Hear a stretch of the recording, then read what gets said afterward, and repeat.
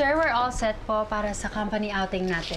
The venue, na-book ko na. 1 week from now sa Aqua Royal Resort sa Batangas. Wow! A gorgeous world-class resort. Very exclusive. How did you? Lolo po ng boyfriend ko yung may-ari. He's a Rosales.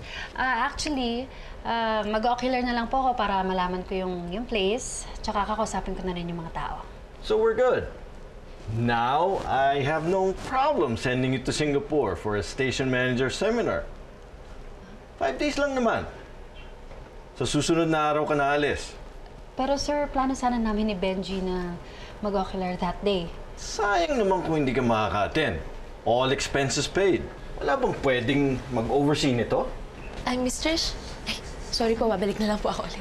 Sunshine, halika. Sir, si Sunshine na lang ang sasama kay Benji para mag-ocular. Ah, okay. Naguguluhan po ako eh. Ocular? With Benj? Oo. Tsaka pwede bang ikaw na lang rin mag-asikaso ng dapat ayusin? Pinapapunta kasi ako ni Sir sa Singapore para sa seminar eh. Miss Trish, hindi po kasi ako pwede. May gagawin po ako. Baka naman po pwedeng sila DJ Mema na lang. O kaya si DJ Mema ro. Huwag lang po ako. Please, Miss Trish. Sunshine, ikaw lang naman kasi yung super friend ko dito, tsaka sa'yo lang may bitiwala. Trust! Wag! Ay, hindi. Ano po, may sasabihin pa po kasi ako sa inyo eh. Miss Trish, ano kasi... Ako muna. Actually, I have a big favor to ask you. Ano po yun? Pwede bang bantayan mo yung boyfriend ko? Ano po? Oo, syempre, when the cat is away, the mouse will play. Baka mamaya makipagkita na naman siya doon sa sinag na yun, di ba? Kaya tingnan na lang natin kung makapaglaro pa sila kung nandyan yung guard dog ko. Bala, Miss Trish, ako po yung guard dog. Bakit po? Please? Pero Miss Trish, hindi ko po kaya yung mga ganun eh. Kasi alam niyo po, tanga po ako sa mga ganyang bagay. Kaya wag na po kayo, pwede naman kayo magpadala ng iba eh. Wag na ako, Miss Trish. Sunshine, susundan mo lang naman siya eh. Buntutan mo, wag mong iwan.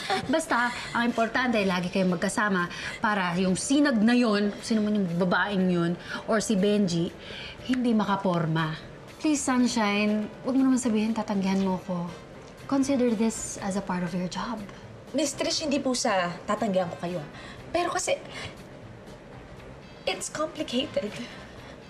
Very complicated. Okay, sige. I understand.